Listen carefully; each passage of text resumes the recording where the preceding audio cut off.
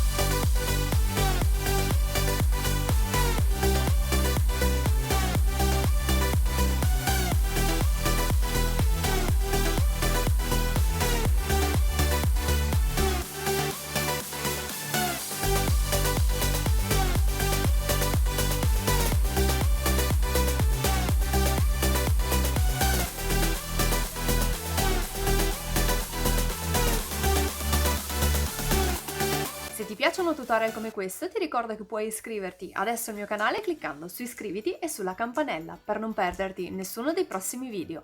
Tu di solito le cassette di legno le riutilizzi o le butti? Fammelo sapere nei commenti e se questo video ti è piaciuto potresti lasciarmi il tuo like e condividerlo sui social. Io ti ringrazio fin da ora. Noi ci vediamo alla prossima. Ciao! Per questo progetto in realtà ci sarà bisogno... Per questo progetto in realtà...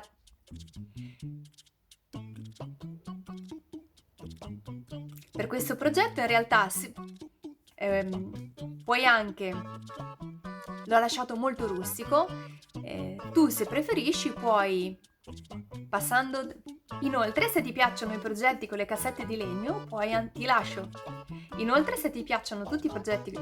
Inoltre, se anche a te piace